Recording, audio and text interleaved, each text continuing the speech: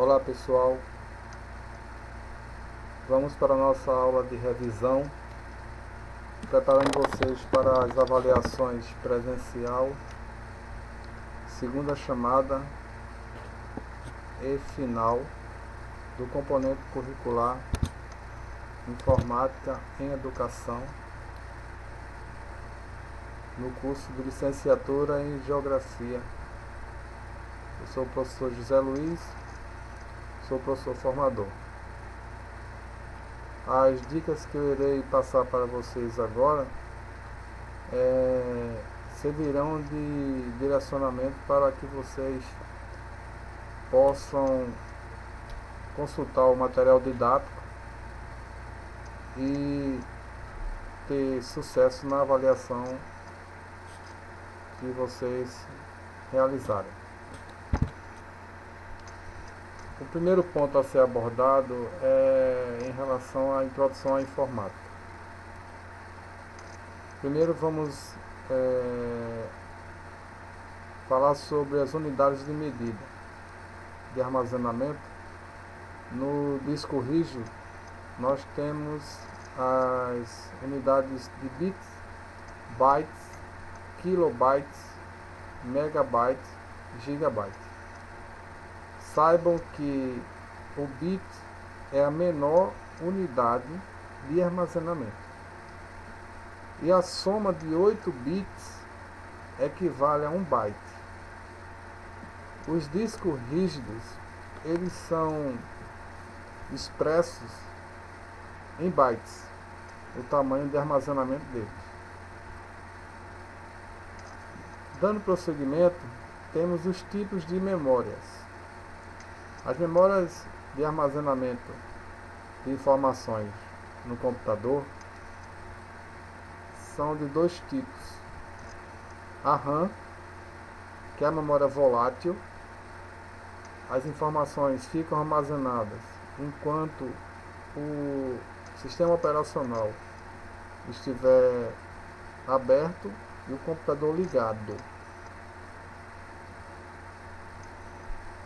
Já a memória ROM, ela tem um armazenamento permanente das informações e ela funciona armazenando dados do sistema inicial de carregamento do sistema operacional.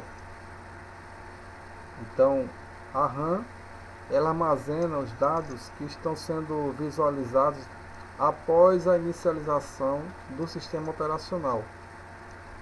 Já a ROM ela oferece informações para que o computador saiba o caminho para procurar aonde se encontra o sistema operacional e poder carregá-lo na tela do monitor.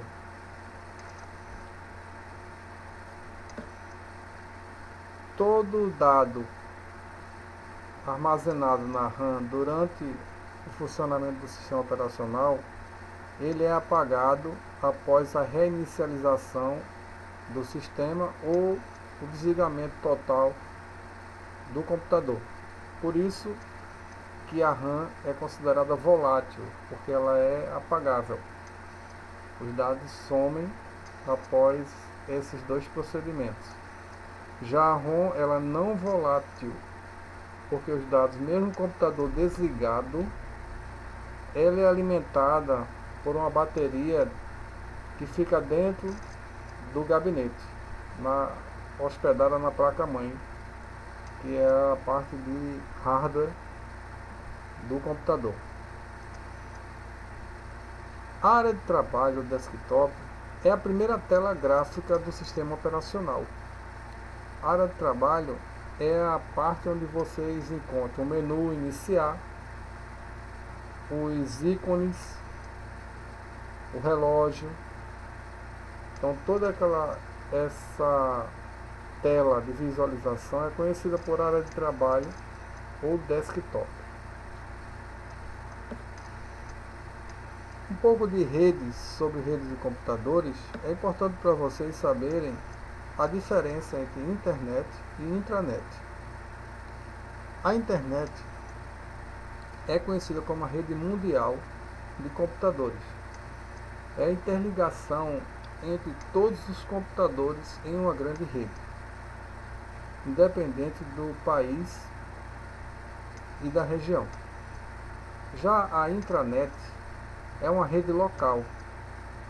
Você pode ter 2 ou 3 computadores na sua casa e eles estarem interligados entre si, porém sem o serviço de internet.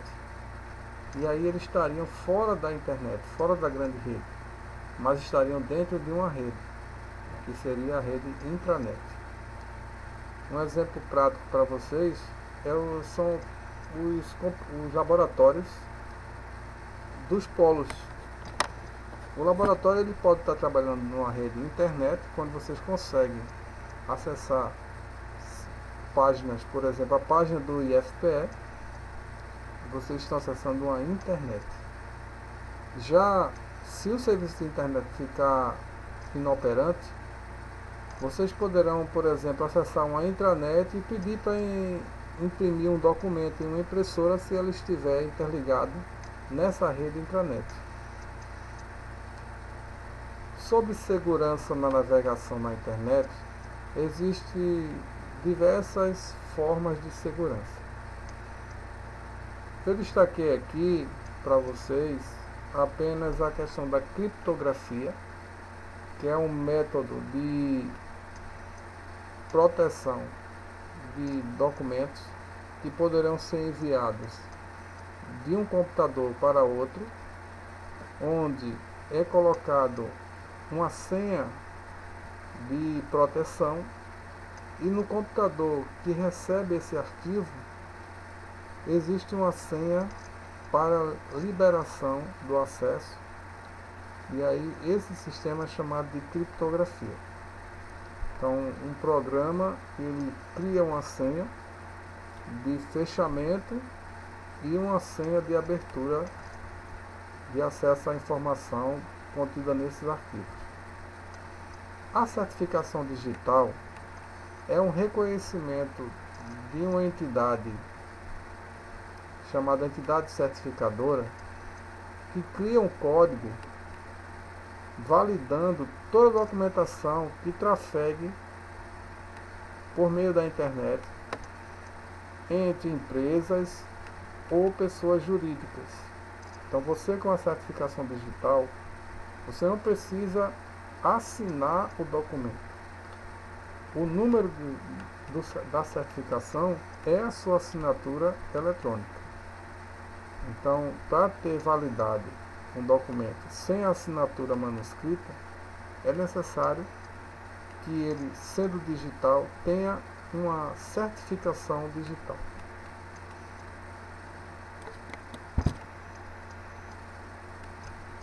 Um pouco sobre Excel. Formatação de tabelas. Eu posso agrupar 2 ou mais células com a opção mesclar célula. Então, selecionando, eu tenho 10 quadrados, 10 células, e desejo que ele fique apenas com 2 ou apenas uma célula, uma linha. Eu seleciono essas 10 células e escolho a opção mesclar. Ele vai transformar de 10 para uma linha, e se eu desejar que ele fique dividido em 2, eu seleciono novamente, mas não a opção de mesclar. E agora eu vou passar para a opção dividir célula. Tudo isso no Excel ou no Calc, que é a planilha eletrônica no BR Office ou LibreOffice, eu clico com o botão direito do mouse em cima dessas células selecionadas. E aí terei essas duas opções, ou mesclar, se eu quiser deixar uma linha completa, ou dividir, se eu quiser transformar a divisão das células. De 10 eu quero deixar 2, então seleciono as 10 e só deixo a opção de 2 células. Selecionar células distintas. Às vezes desejamos selecionar uma célula na coluna A1 e a outra célula lá na coluna B3. Então eu clico na célula 1 e quando eu for clicar na célula B3, eu aperto a tecla Ctrl do teclado. Inserção de fórmulas. Eu posso usar várias fórmulas dentro das planilhas eletrônicas. Vou citar dois exemplos, a soma e a média. No exemplo da média, eu tenho que colocar o valor do igual, nome média, abre parênteses, clico na primeira célula, no exemplo aqui, ó, um quadro de notas, eu vou clicar na célula B5 da aluna Ana e vou clicar na célula B6, fecho parênteses, lembre que 2 pontos significa que se tivesse outra célula aqui com nota, outra célula, eu apenas clicaria na primeira e colocaria 2 pontos e clicaria na última. Ao clicar na última, o sistema média vai entender que eu quero tirar a média dos valores da primeira célula até a última. No nosso caso aqui, estamos apenas com 2 células para tirar a média. E aí, o resultado final está aqui nesse campo, na célula D5. Tá? Então, essa fórmula aqui, ó, ela está inserida nessa célula aqui D5.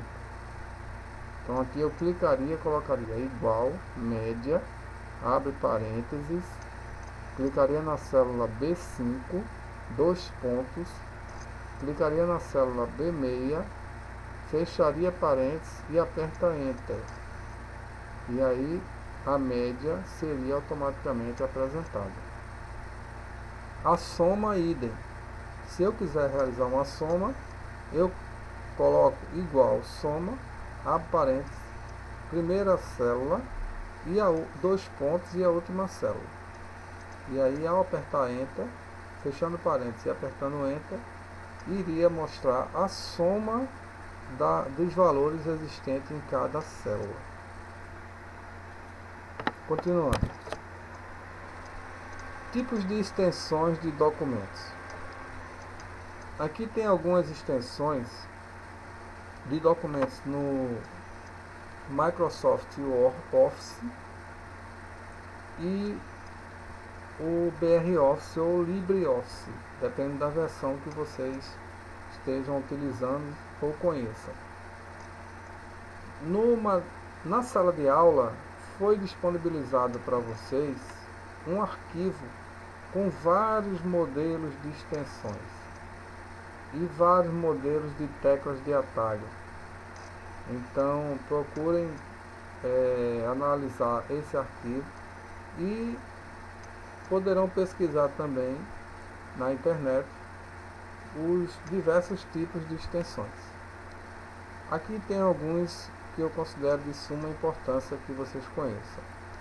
No Word, eu tenho um tipo de extensão chamado .doc, nas versões do Word mais antigas, e .docx nas versões mais recentes. O compatível do LibreOffice ou BROffice é o Writer, e a extensão dele é .odt.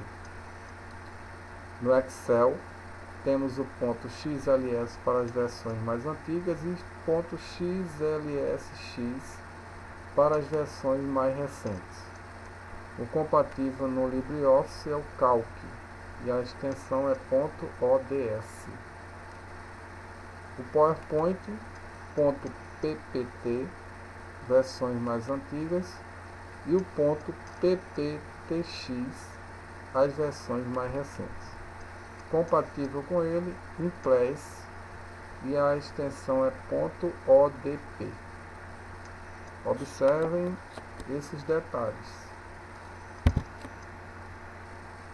As teclas de atalho.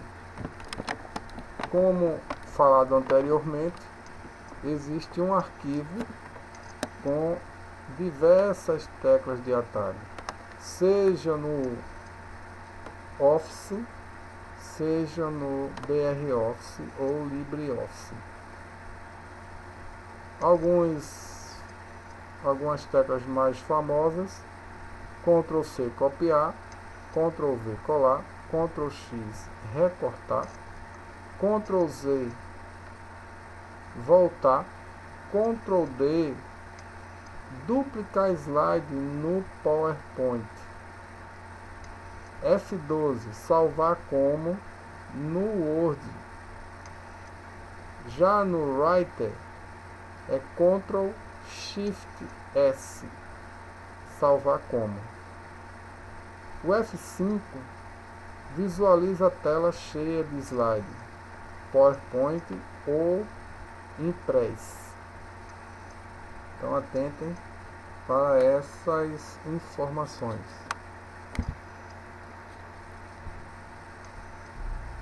Vamos falar um pouco de internet. O navegador na internet é conhecido como browser. E o que é o navegador? Mozilla Firefox, Google Chrome, Internet Explorer. Então, por onde vocês acessam o site é conhecido por navegador ou browser. Um detalhe interessante para vocês: a diferença de hardware e software. Hardware é a parte física do computador. Toda a parte de material físico que o usuário pode tocar, ela é conhecida por hardware. Já a parte lógica, que são os programas, é conhecido por software.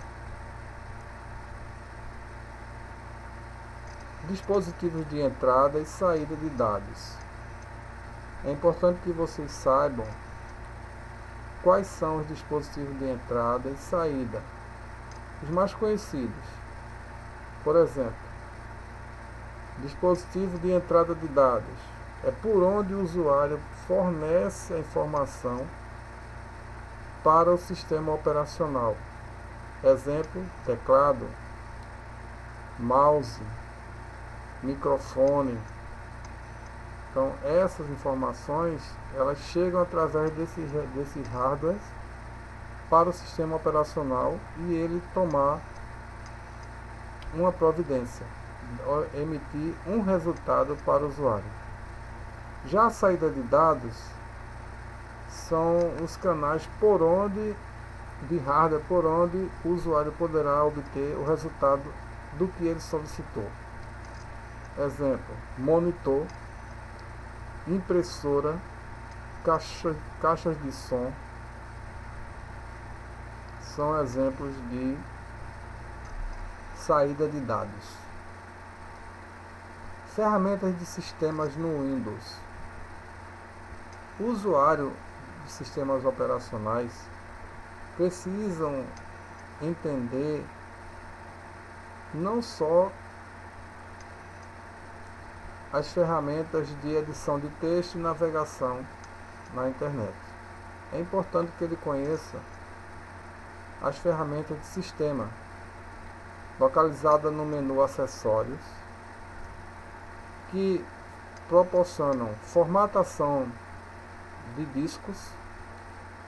Desfragmentar significa corrigir as falhas do disco rígido, conhecido também por HD,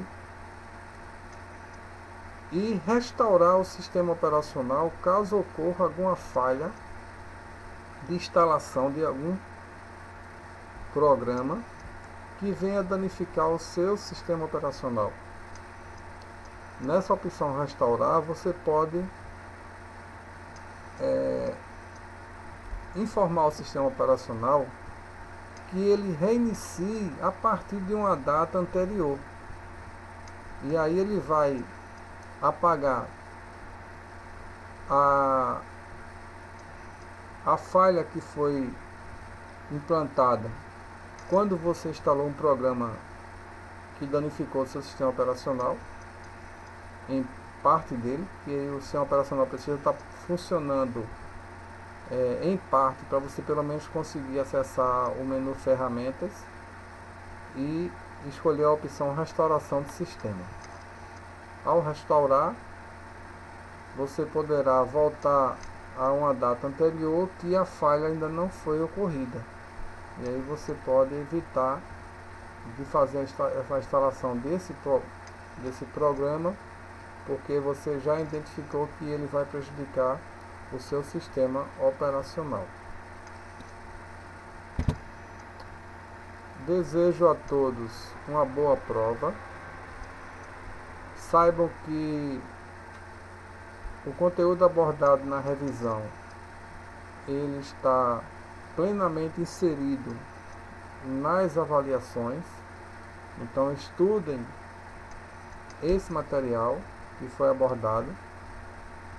As dúvidas precisam ser postadas no fórum de dúvida da semana, na semana que está aberta, a partir dessa quarta-feira, dia 29 de abril. E procurem também acessar os chats e conversar com os professores tutores nos horários pré-determinados.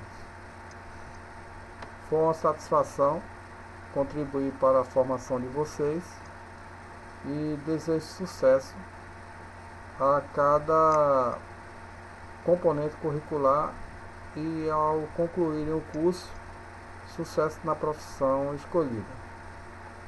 Até breve.